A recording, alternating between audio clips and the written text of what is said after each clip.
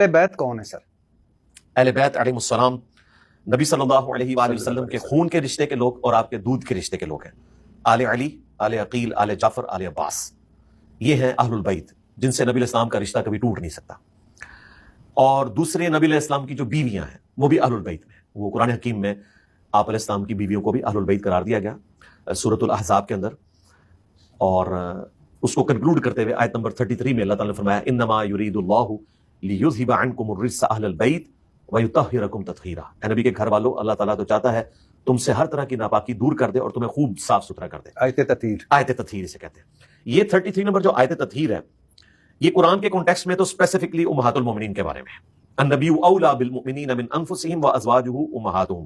نبی مومنین کی جانوں پر ان سے بڑھ کر حق رکھتے ہیں اور نبی کی بیویاں امت کی مائیں ہیں، یعنی نبی ہمارے روحانی باپ ہیں. تو یہ تو اسپیسیفکلی امہات المومنین کے بارے میں ہے. قرآن حکیم میں اہل البیت کی ٹرم جو ہے وہ اولاد کے لیے بھی استعمال ہوئی. جب موسیٰ علیہ السلام کی جو سسٹر تھیں وہ فرعون کے دربار میں گئی تو انہوں نے کہا میں اہل بیت کو جانتی ہوں جو اس بچے کو دودھ پلائیں گے. تو اہل بیت میں جو اولاد ہوتی ہے یہ مسلمات میں سے ہے، اس کو ذکر نہ بھی کیا جائے. اصل چیز جو مینشن کرنے والی ہے وہ بیوی ہے، کیونکہ بیوی صرف اہل بیت اس وقت تک ہے جب تک کہ وہ عقد میں ہو. جب طلاق دے دی تو رشتہ ختم. لیکن طلاق دینے کے بعد بھی اولاد سے رشتہ ختم نہیں ہوتا جب تک کہ اولاد کافر نہ ہو جائے. اس لیے نبی علیہ السلام کے جو حقیقی اہل بیت ہیں وہ آپ کے دودھ اور خون کے رشتے کے لوگ ہیں. آج کی ڈیٹ میں آپ کی بیویاں بھی حقیقی اہل بیت اس لیے بن گئی کہ قرآن میں آیا کہ اللہ تعالیٰ نے نبی علیہ السلام کے ذریعے آپشن دیا تھا کہ اگر دنیا کا مال چاہتی ہو تو ہمارے نبی تمہیں طلاق دے کے رخصت کر دیتے ہیں، اور اگر اللہ رسول اور آخرت کا گھر چاہتی ہو تو پوری زندگی پھر حضور کے ساتھ غربت میں گزارا کرنا ہے. نبی کی بیویوں نے حضور کو اڈاپٹ کیا.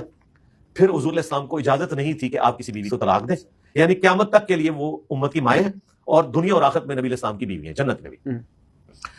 اس لیے دیکھیں عمار بن یاسر کہتے ہیں صحیح بخاری میں کہ لوگوں اللہ نے تمہیں آزمایا ہے. ایک طرف عائشہ ہے جنگ جمل کے موقع پر جو دنیا اور آخرت میں تمہارے نبی کی بیوی ہیں، احترام کم نہیں ہوا. دوسری طرف علی بن ابی طالب ہیں، ان کی اطاعت اللہ کی اطاعت ہے کیونکہ وہ خلیفۃ المسلمین ہے.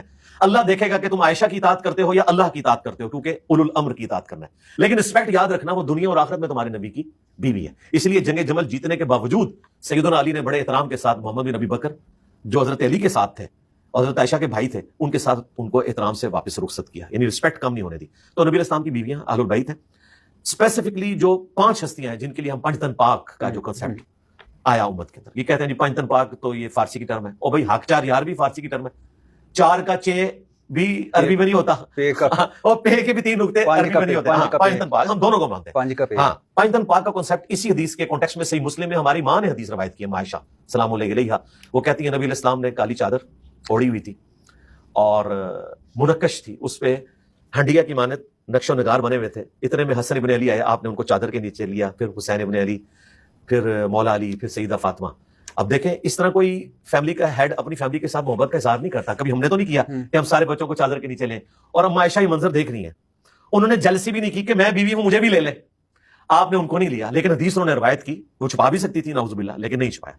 پھر نبی علیہ السلام نے آیت تلاوت کی، آیت تطہیر انما یرید اللہ لیذھب عنکم الرجس اہل البیت ویطہرکم تطہیرا. اے نبی کے گھر والوں، اللہ تعالیٰ تو چاہتا ہے تم سے ہر طرح کی ناپاکی دور کر دے اور تمہیں خوب پاک اور صاف کر دے. اچھا، یہ حدیث قصہ ہے، چادر والی حدیث. یہ سنی کے ہاں بھی ہے، شیعہ کے بھی ہاں.